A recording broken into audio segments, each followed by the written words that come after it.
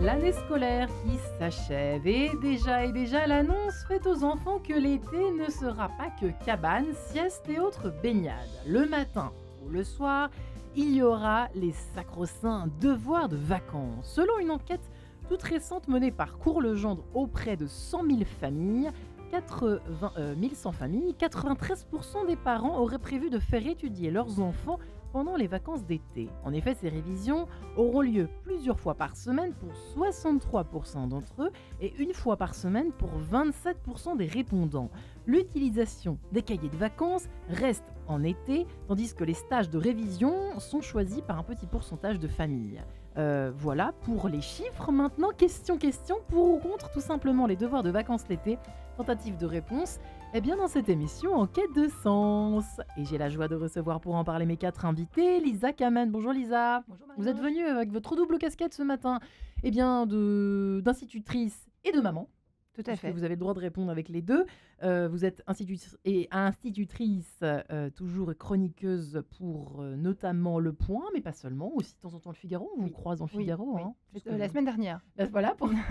Mais je ne savais pas trop si vous vouliez en parler ou pas, Non, etc. au contraire. On peut citer Contrepoint aussi? On peut citer Contrepoint. Voilà qui est fait. Virginie Becquet, bonjour Virginie. Bonjour Marie-Ange. Alors vous êtes venue accompagner, vous qui êtes professeure des écoles, cofondatrice des cahiers de vacances Jules et Léonie aux éditions Critérion. Vous êtes venue avec toute votre ribambelle de Jules et Léonie, un cahier de vacances pas comme les autres. Ah non, pas comme les autres du tout. N'est-ce pas? Donc les cahiers de vacances ne sont pas d'une autre époque, c'est toujours tendance vu les chiffres. Alors c'est Cours-Legendre qui mène l'enquête, on est d'accord, merci Lisa de l'avoir précisé avant cette émission. Mais tout de même, j'imagine que c'est pas par hasard que vous continuez, vous récidivez avec la réédition chaque année de ces cahiers de vacances, c'est qu'il y a de la demande certainement. Virginie. Oui, il y a de la demande et puis vous nous aviez gentiment reçus en 2019 au moment de notre commercialisation, parce qu'avec Laetitia Zin qui est à mes côtés, Ouais. on a créé ces cahiers de vacances et donc là on a eu la chance d'être acheté l'année dernière par la maison d'édition Fleurus. Voilà, on en parlera peut-être tout à l'heure. Donc en effet, Donc il y a de la demande. il y a de la On va demande prendre et la puis notre question. projet Jules et Léonie se porte bien et prend de l'envol. Et côté illustration, toujours avec Laetitia Zinc. Bonjour toujours fidèle au Marie-Ange. poste. Vous voyez, on se revoit plusieurs années On se après. revoit, Comme voilà. quoi, c'est une Ça belle marche, c'est aventure une affaire qui fonctionne. marche. Et merci d'être venues toutes les deux. Et puis une maman, Anne-Cécile du CU, qui avait 5 enfants. Bonjour. Alors attention, parce Bonjour que Marie-Ange. vous êtes un peu notre cas pratique. Enfin, vous n'êtes pas la seule, parce qu'il y a des mamans autour de la table, évidemment. Moi, je suis hors sujet, puisqu'elle a 20 mois. On va peut-être se calmer avec les devoirs de vacances.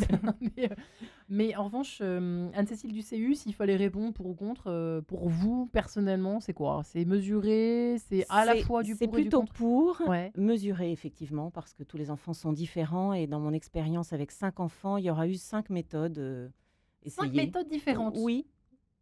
Alors, vous pouvez juste citer en début d'émission 5 Eh bien, méthodes? effectivement, des devoirs de vacances très ludiques, des devoirs de vacances un peu plus classiques, des stages de pré-rentrée, des devoirs achetés et faits jusqu'à la fin avec Ouais. correction des parents, et certains cahiers qui sont restés tout neufs et qui ont servi l'année d'après pour les autres. Je pense qu'on a tous connu ça plus ou moins. Enfin, moi, je l'ai connu. Mais ça me rappelle des années, il y a longtemps. Lisa Kamen, de votre côté, alors déjà en tant que maman. Alors moi j'ai 2 fils. L'aîné fuit les devoirs de vacances. Ouais. Alors il se trouve que les premiers que j'ai achetés c'était pour lui parce que c'est l'aîné et puis parce qu'il avait quelques difficultés pour apprendre à lire. Donc j'ai pensé que j'allais pouvoir rattraper ça pendant le premier été après le CP avec des devoirs de vacances. J'en ai acheté au moins 2 ou 3 différents parce que j'ai bien vu que le premier ne fonctionnait pas, que ça l'intéressait pas. Jules et Léonie. Oui, je suis pas sûre, je ne sais plus. Non, c'est parce que ça date de 2019. Ouais. Oui, il était déjà plus en CP. Mais bon, vous avez essayé donc plusieurs. Voilà, types de et cahiers. puis et donc le petit deuxième qui a 6 ans aujourd'hui, qui a appris à lire tout seul à la maison. Lui, il se plante quand on fait les courses, il se plante devant les devoirs de vacances, il en choisit un tout seul et il l'ouvre et il dit maman, je voudrais ça. Donc en fait, Enfant modèle. je ne sais pas, c'est-à-dire que non parce qu'il les fait en 3 jours avec une espèce d'esprit de compétition.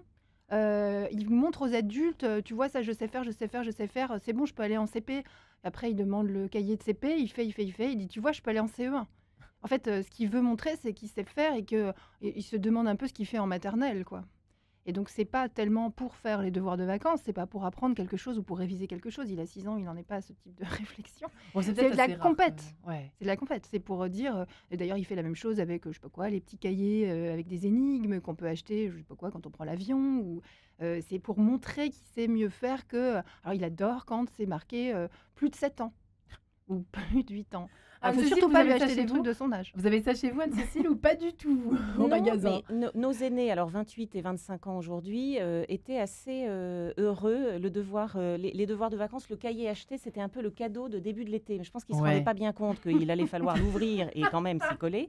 Mais pour ces deux enfants-là, ça a été plutôt à chaque fois une joie, un jeu, quelque chose d'assez, pris de façon très Chaque matin, sympathique. comment ça se passait Alors, chaque le matin, rituel? dernière partie de l'été, et ça, je crois que pour le coup, je l'ai utilisé pour tout le monde, Ouais, après le 15 août. d'accord. Jamais avant. 2 mois de coupure, ça me paraît très long. Ouais. Mais en Autrefois, revanche, c'était pour aller travailler au champ, rappelons-nous, les vacances Oui, scolaires. Moi, j'ai oui. appris ça dans une précédente émission. Vous étiez, je crois, là, Lisa. c'est Bref. sûrement très intéressant aussi. Ouais. D'ailleurs, on apprend plein de choses qu'on n'apprend pas pendant l'année pour certains enfants dans les champs. Mais là, 2 mois, c'est beaucoup, c'est vrai. plutôt après le 15 août, en pensant à la rentrée qui approche, en commençant à préparer un peu les cartables, ça fait partie du paquet Ouais. de pré-rentrée. Le Ça petit faisait rituel. partie Ouais. de ce rituel, effectivement. Ouais. Mesdames, vous êtes maman, je crois, il me semble. Hein, Ah oui, moi toutes je les deux. suis maman, j'ai 4 enfants. Alors là, c'est 4. Oh là là, toutes les éditions du Léonie qui ressortent des placards et hop, on y va. C'est ça? Ça se passe comment chez vous? Alors, Ou moi, peut-être pas forcément. On dit que les non, cordonniers non, sont mais les plus mal chaussés. moi j'ai commencé à écrire ces cahiers de vacances parce que justement, Mais c'était pour vos enfants, en fait. Ouais. je me suis pas donné tout ce mal que pour mes enfants, mais justement parce que je trouvais pas mon bonheur au niveau des cahiers de vacances. Je Hmm. trouvais soit qu'ils étaient trop ludiques, il y Ouais. avait trop de fun. Alors c'est très bien, mais au final, ça remplissait pas la mission qui était de revoir les conjugaisons, des résolutions de problèmes, les tables de multiplication, enfin voilà, tout ce qui est un peu scolaire. Donc soit trop ludique, soit justement trop austère, trop sérieux, de très bonne qualité.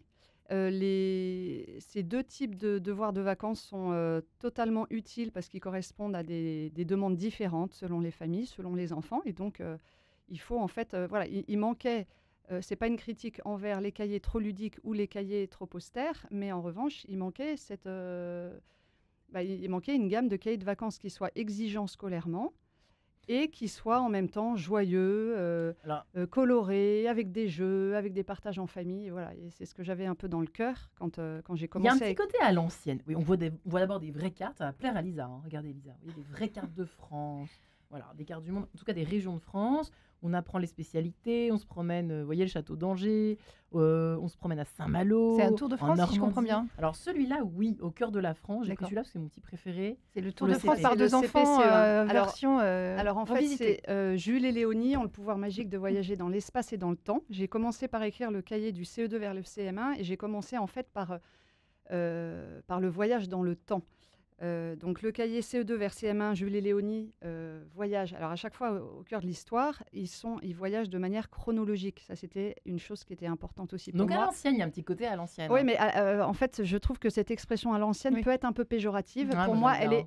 Ah, Mais il d'accord. n'y a Donc, rien dans de ces plus, cas-là, il y a rien de plus moderne Non, que c'est- cette tradition Bah, aujourd'hui. justement, en fait, je trouve que c'est juste du bon Oui. sens, quoi. Ouais. Parce que moi, Dans perso, l'ordre. je vis lundi avant de vivre mardi, et puis pour comprendre ce qui s'est passé mardi, il faut peut-être regarder ce qui s'est passé la veille. Ouais. Et donc voilà, dans l'histoire de notre humanité, dans l'histoire de nos vies, c'est la même chose.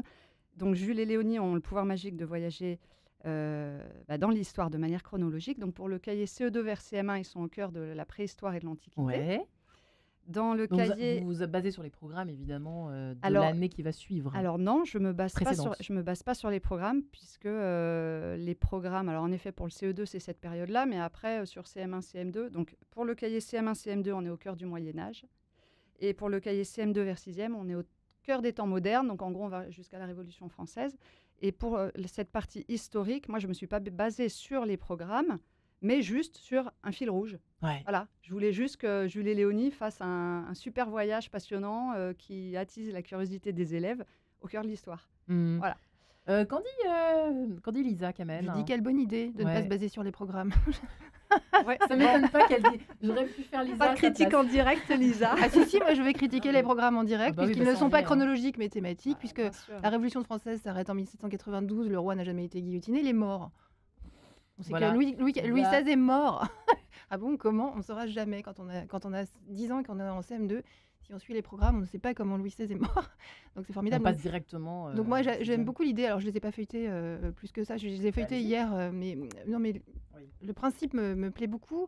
Et sur la première critique que vous avez formulée, sur le fait que la plupart des cahiers de vacances soient très ludiques, Ouais. moi je dirais trop ludiques, c'est un travers que tous les éditeurs ont avec tous les produits, on va dire, parascolaires. Ouais. Pas seulement les cahiers de vacances, c'est de penser qu'en maquillant des exercices en jeu, les enfants seront dupes et que, comment dire, qu'ils vont prendre goût. Voilà, on ludifie tout. Et on a la même chose, par exemple, alors depuis qu'on a les tableaux numériques interactifs, on a la même chose, on reçoit dans les écoles des CD, enfin bon, ça, il y a différentes formes, des clés USB, etc. Oui, voilà, on met ça dans l'ordinateur et alors on se retrouve avec des jeux formidables pour apprendre, je sais pas quoi, la géométrie, l'histoire, le français. Les enfants sont dupes à peu près 4 minutes 30 et ils comprennent tout de suite qu'on est en train de les Vaste piéger. blague. Et en fait, ça marche pas du tout. Et par ailleurs, ils n'apprennent rien, puisque c'est en ludifiant, on perd une partie du contenu, Ouais. de toute façon. Donc l'idée de revenir à quelque chose d'un petit peu plus sérieux est jolie, parce que finalement, c'est pas parce que c'est sérieux que c'est vilain, au contraire. Enfin, moi, je vois comme ça, au premier abord, c'est très joli. L'illustratrice est très douée. Et donc c'est joli, c'est intelligent. C'est du bon sens de revenir à la chronologie, de revenir à la géographie de son pays avant d'aller faire la géographie, je sais pas quoi, de l'Australie ou même de l'Union européenne. On a Ouais. des enfants qui savent pas placer.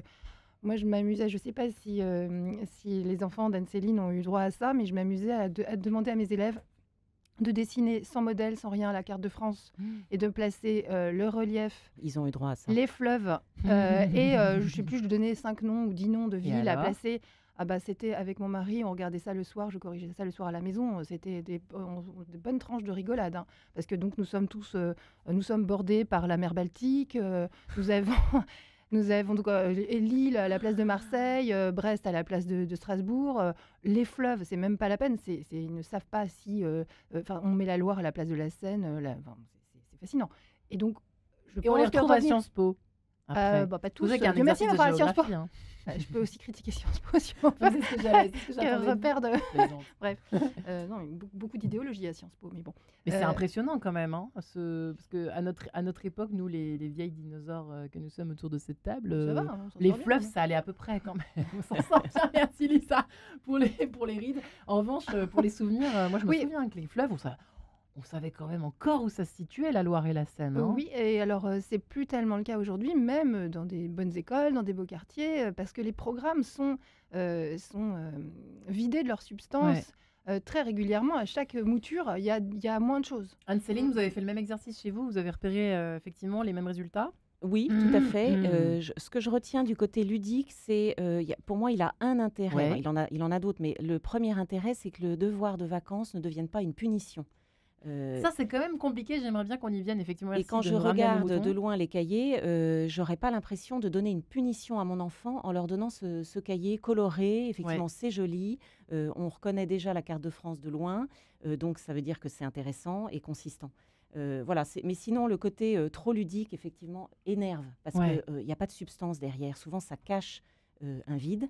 Et quitte à faire pendant 15 jours à la fin de l'été, tous les matins, un atelier sérieux à la maison, bah, autant que ça porte des fruits. Quel âge ont vos derniers, Anne-Céline? 14 ans. Le 14 ans. dernier Le dernier à 14 ans. Alors, Là, au on en est où? collège et au lycée, on a opté pour le stage de pré-rentrée dans certaines matières quand on pensait que c'était nécessaire pour que l'enfant arrive à l'aise dans la classe supérieure, en espérant des révisions et une petite reprise de rythme. Très tendance, hein, les stages apparemment, si l'on en croit toujours. C'est un peu ce nouveau sondage. chez nous aussi, ça fait partie des nouvelles méthodes utilisées, mais qui ont porté leurs fruits. Et puis, Ouais. évidemment, pour tous, de façon, là pour le coup, chacun y a eu droit, la lecture. La lecture, c'est pas un travail de vacances, mais c'est vrai qu'ils ont quand même peu le temps de lire dans l'année, à part ce que demandent les professeurs. Et donc, On demandera à Lisa ses conseils après pour les deux choses. Les stages, est-ce que c'est bien et est-ce que qu'est-ce qu'il faut lire? Enfin, combien de livres faut-il peut-être faire lire? J'en sais rien. Vous avez des conseils à donner là-dessus. Mesdames, en complément, oui, vous avez peut-être.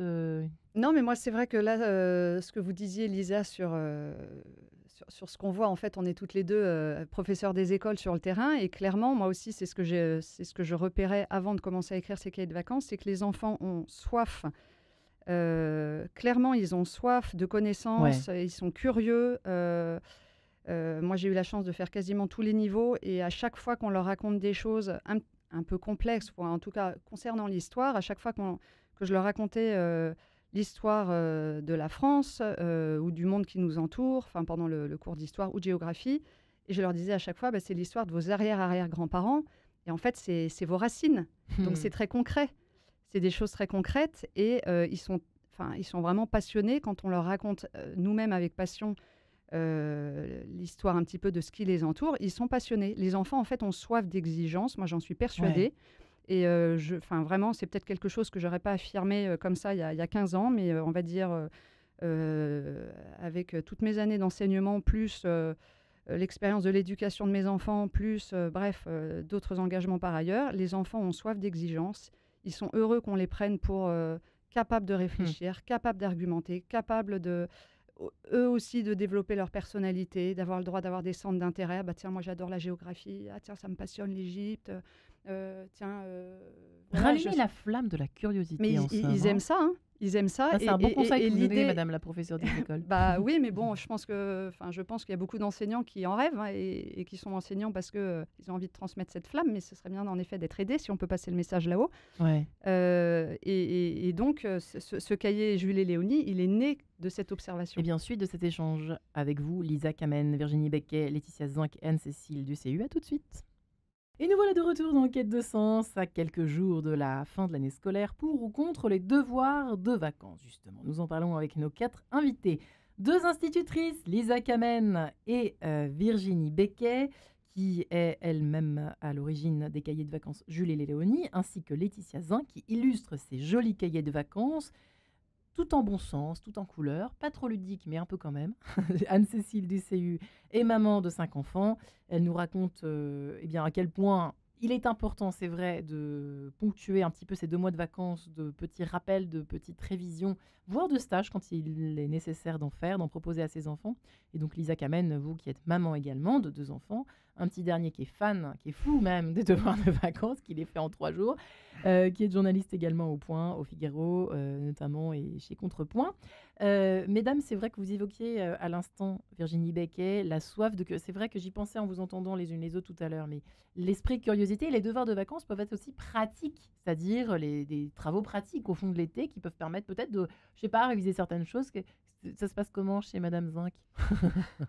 Mes grands-enfants n'en font plus. J'avoue que ça a été l'incarnation du rêve de toute maman, ces cahiers, parce que j'avais l'impression de chercher un pot pourri entre le côté ludique, sérieux, art and craft. Voilà. Donc là, il y a tout dedans.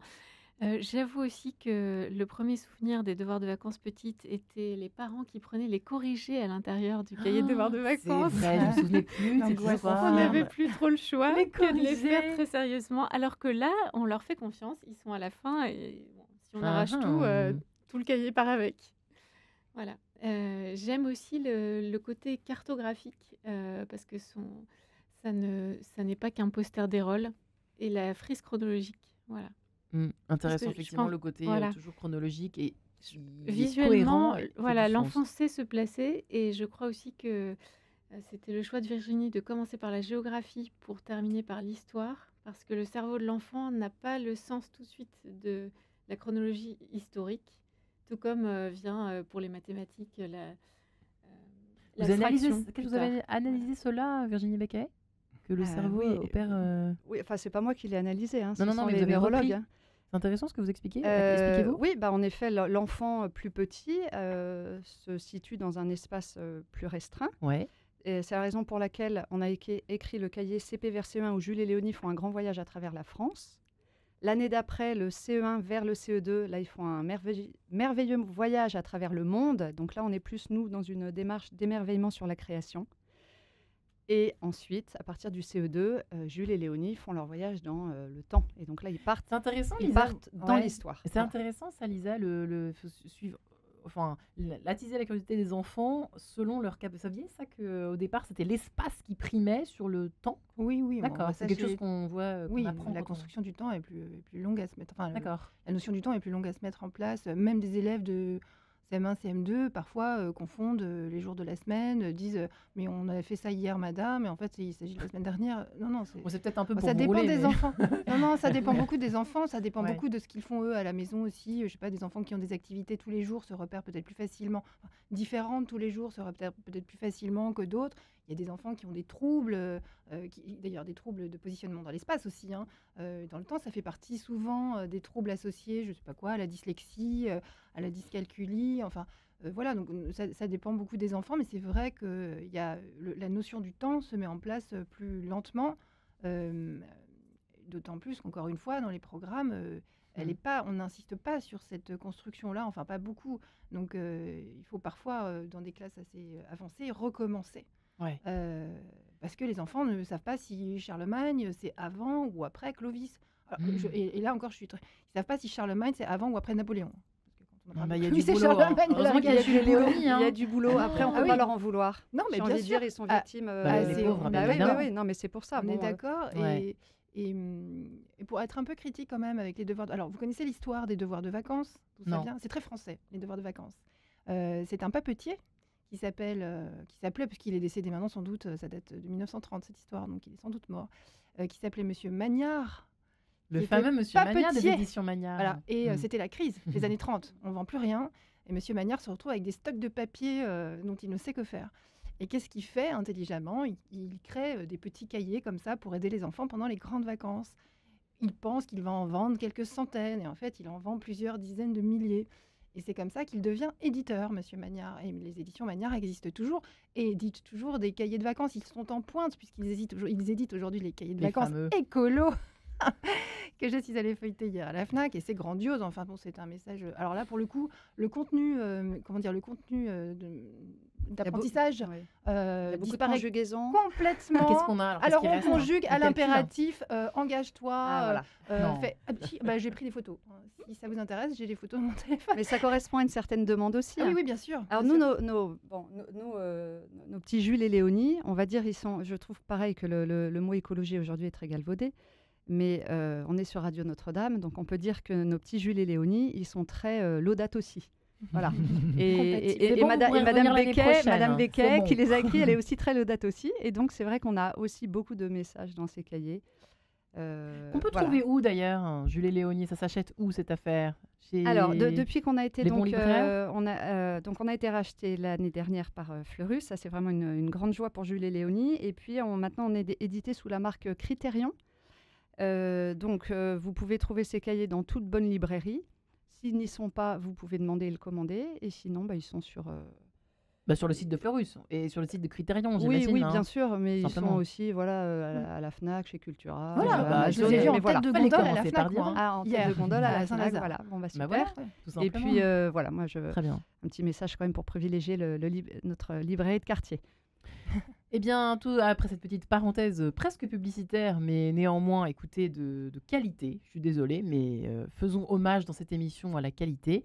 Anne-Cécile du CU, s'il y avait, on peut faire un tour de table, mais l'organisation, quels conseils donneriez-vous aux parents pour mettre les enfants qui sont quand même un peu récalcitrants, qui ne sont pas comme le petit dernier de Lisa Kamen, qui sont plus résistants, qui résistent un petit peu à cette idée que tous les matins, il va falloir s'attabler dans la salle à manger, dans le salon ou dans sa chambre pour faire ses devoirs de vacances du jour? Comment on peut faire pour rendre la chose appétissante, peut-on dire? Déjà que les parents s'impliquent et que ça soit un travail d'équipe. D'accord. On reste dans la pièce. Oui, on reste dans la pièce, on s'intéresse vraiment à ce que l'enfant fait. Et finalement, nous, parents, on découvre, j'ai un peu honte de le dire, mais on découvre souvent en détail ce que les enfants font à l'école. Les sujets de l'année, les progrès, il y en a certains qu'on voit évidemment, qu'on connaît bien, mais c'est vraiment une façon de les intéresser à s'y mettre vraiment, à nous montrer le meilleur d'eux-mêmes. Être avec eux, pas les faire avec eux, ça dépend des âges, et pas forcément les faire à leur place pour que ça aille plus vite, Il y évidemment. a ça Voilà. aussi. Merci Non, d'évoquer les c'est pas pièges. toujours si simple qu'on pourrait dire dans un discours comme ça à la radio ce matin, mais c'est important de le faire avec eux et de ne pas démissionner. Et en plus, pour nous parents, ça demande un effort parce qu'il n'y a pas le soutien de l'école. C'est du travail scolaire sans tout ce qu'apporte l'école au travail scolaire. Histoire de de nos se enfants. rendre compte le job d'instituteur, n'est-ce Tout pas? à fait, tout à fait. Et puis Le temps de droit. corriger et peut-être ne soulever. Alors bon, ça, on le fait un petit peu. Moi, je l'ai pas fait tout de suite, mais soulever les points de progrès, ne parler que des choses qui ont été bien faites pour que ça reste un moment dans une ambiance sympathique. Et c'est quand même les vacances. Mais est-ce qu'on peut le faire quand même pendant 2 mois? Ou est-ce qu'on peut les proposer pendant les 2 mois, Lisa? Est-ce que c'est une bonne idée ou pas dans certains cas? Dites-nous un petit peu ce que vous en pensez. Je poserai la même question à Virginie après, d'ailleurs. Mesdames les institutrices.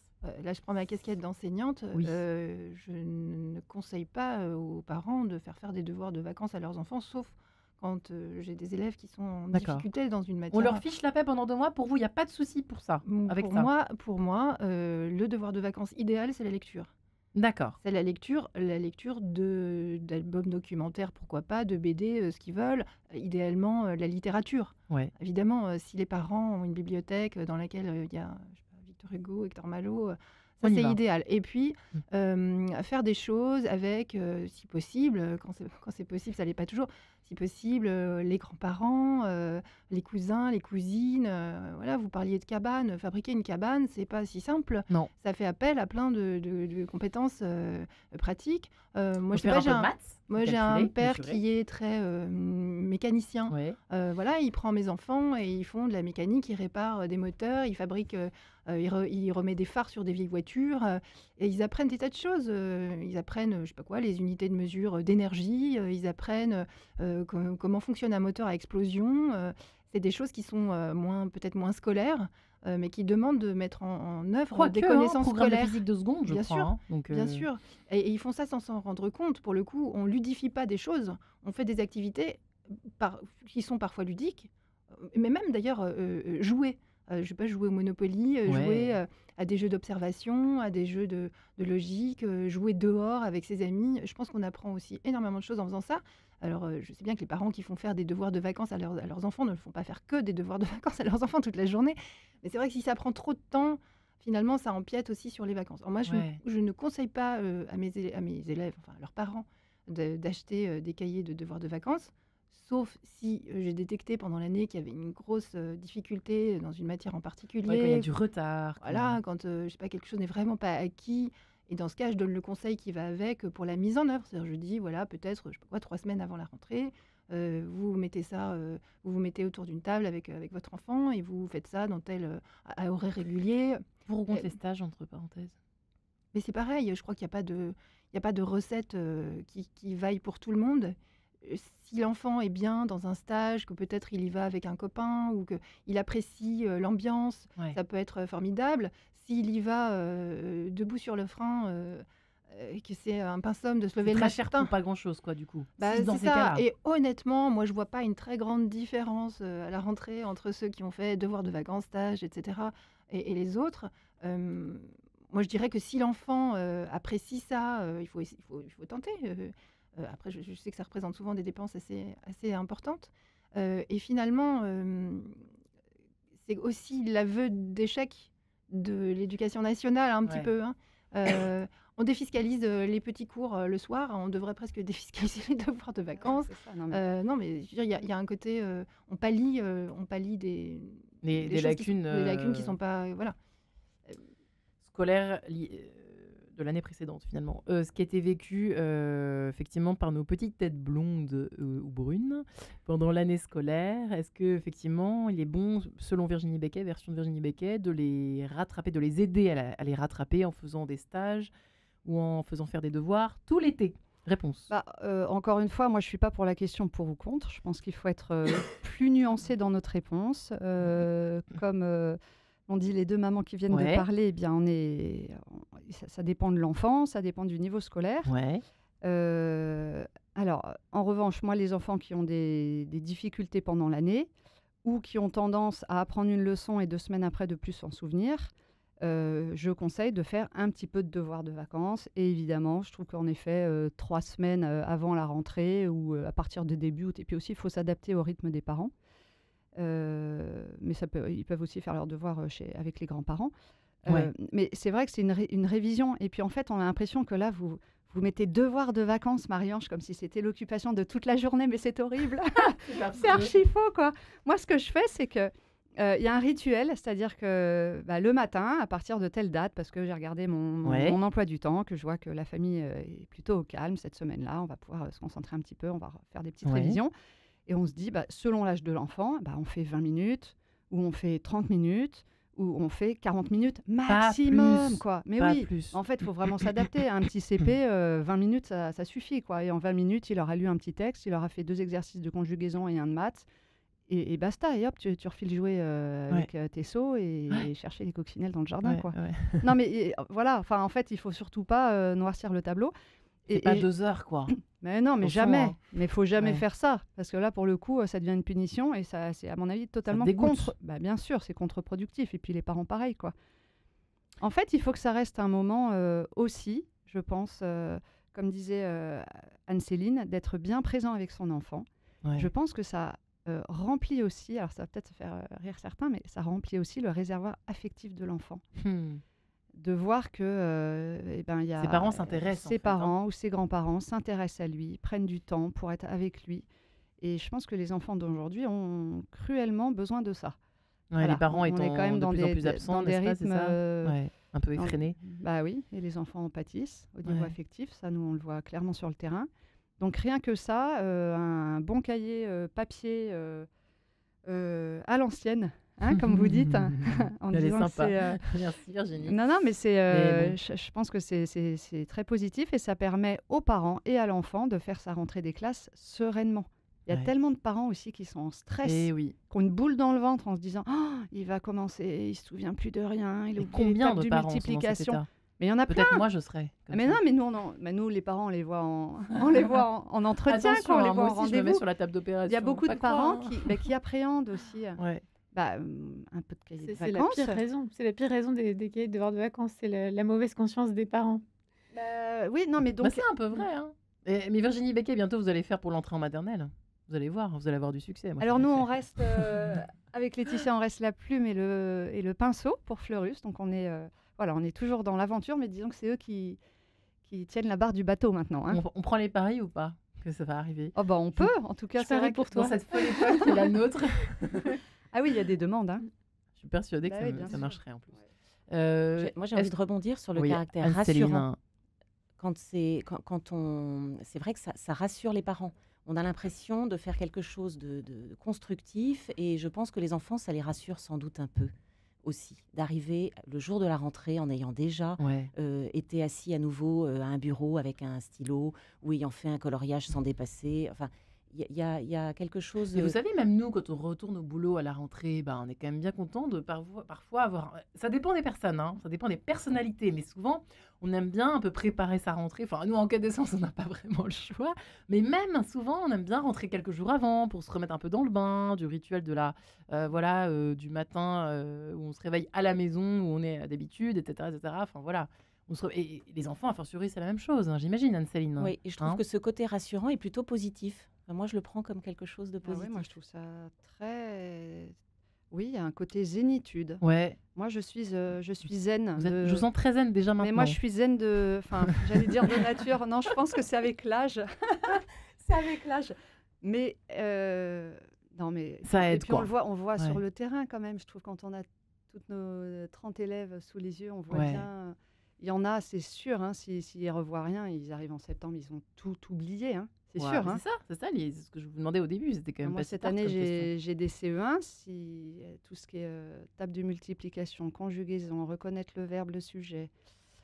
Il y a beaucoup d'écoles qui proposent des stages fin août pour que les élèves qui le souhaitent viennent un peu plus tôt à l'école et reprennent les fondamentaux. Eh bien, Andal, si vous le permettez, mesdames, Israël in Égypte. Et à tout de suite.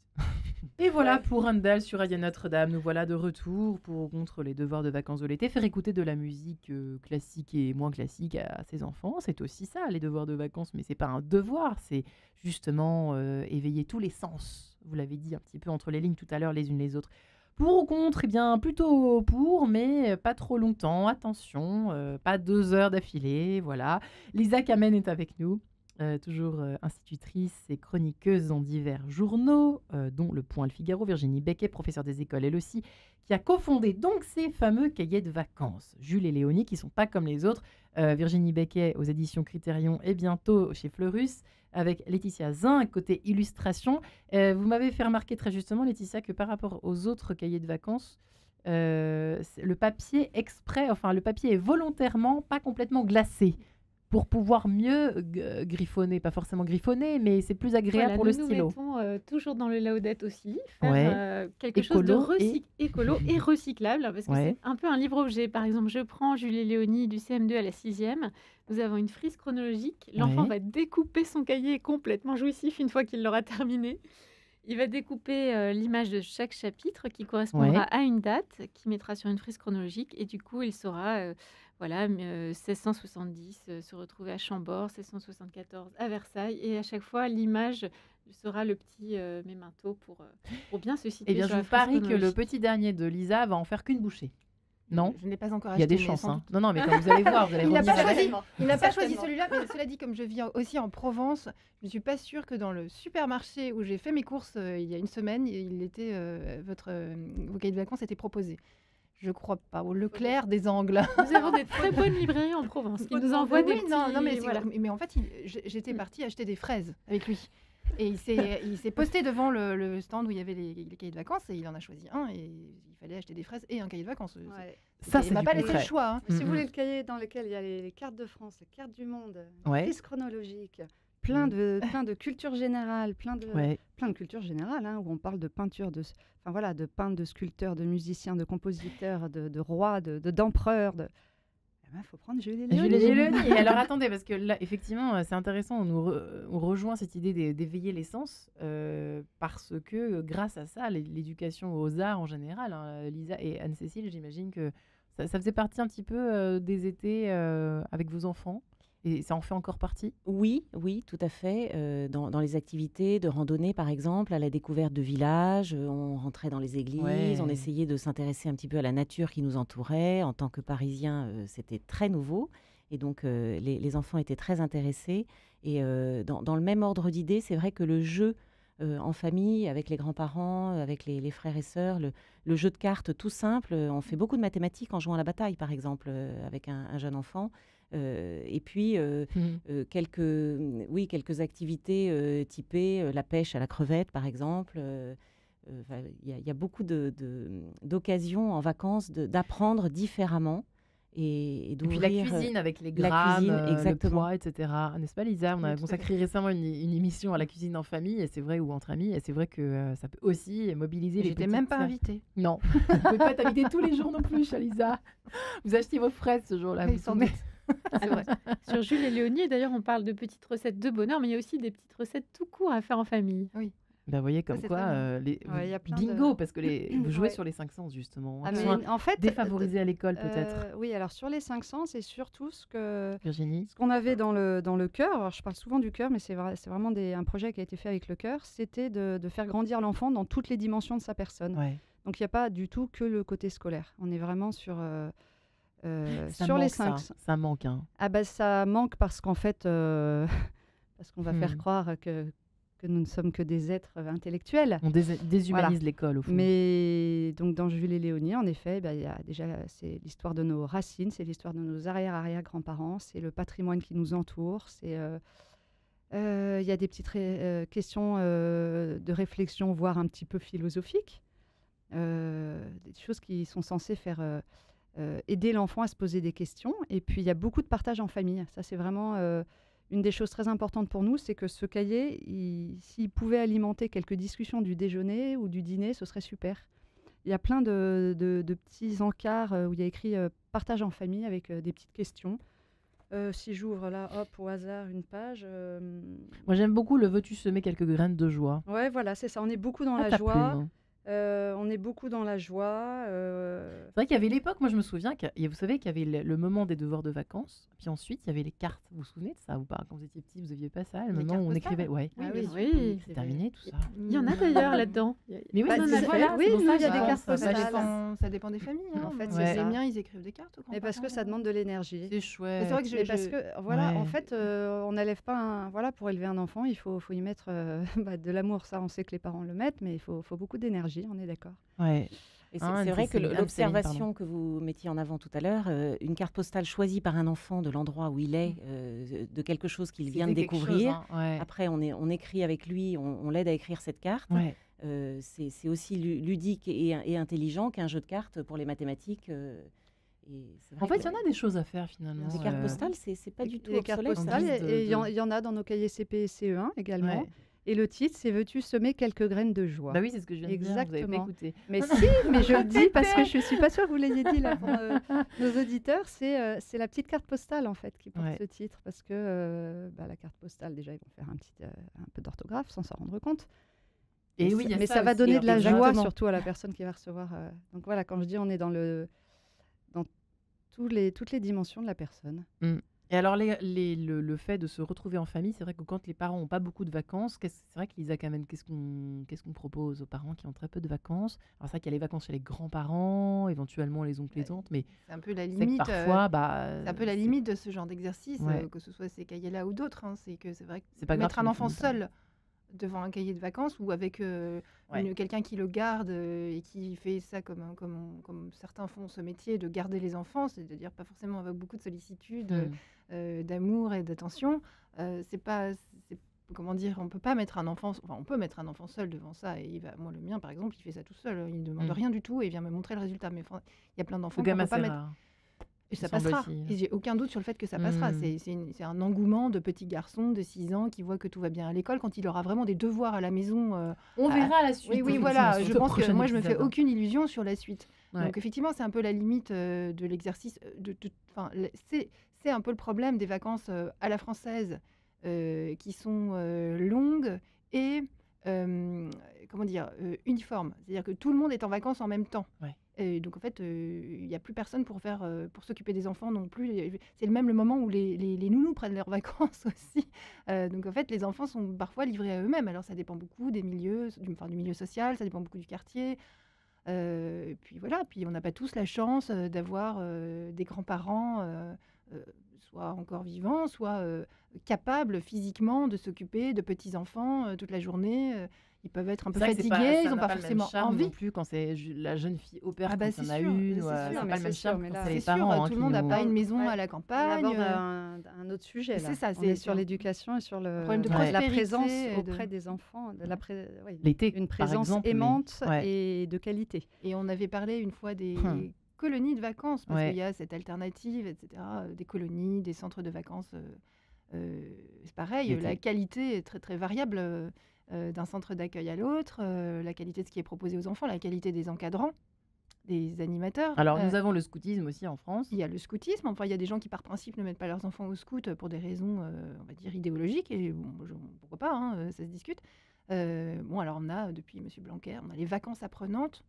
Voir le niveau des vacances apprenantes parfois, quand on voit les enfants défiler avec leurs petits gilets jaunes, se faire crier dessus par des animateurs dans un français très approximatif pour visiter au pas, je ne sais pas quel monument, ressortir en sueur. Ça fait pas envie. Donc c'est vrai Non. qu'il y a un travail à faire là-dessus. Il faut redonner envie. Vous savez que on est parfaitement dans notre sujet finalement. Il faut redonner aux enfants, si je comprends bien ce que vous dites les unes les autres, d'apprendre en fait, redonner envie. Et là, c'est vrai que ça donne. J'avoue que ça donne vraiment envie, quoi. Ça change des cahiers du jour, cahiers du soir. Je sais même pas si ça existe encore de Mais notre. donner de nos envie, époques. C'était donner- vraiment rébarbatif, quoi. Même Céline. Oui, tout à fait. Moi, je dis aussi un point d'attention, pas de surenchère. Et vis-à-vis des familles dont vous parlez qui seraient très occupées, qui sont déjà surstressées toute l'année, Ouais. eh bien tant pis, s'il n'y a pas de cahier de vacances, de devoir de vacances. Alors ça, je le dis parce que j'ai un peu de recul. Le dernier chez nous a 14 ans, mais les aînés 28, etc. C'est pas de surenchère, Ouais. qu'il n'y ait pas de culpabilité. Oui, ça rassure, on le disait tout à l'heure, et oui, c'est efficace et très constructif, mais à la rentrée scolaire, tout se passera très bien quand même.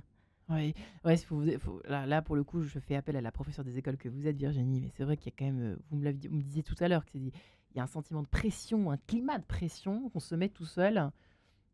Mes enfants vont-ils réussir à Non, mais attaquer, à suivre, je sais pas si... Alors, c'est il y a inquiétant. il y a des parents qui se mettent la pression, mais il y a aussi des parents qui, malheureusement, alors c'est pas un jugement parce Ouais.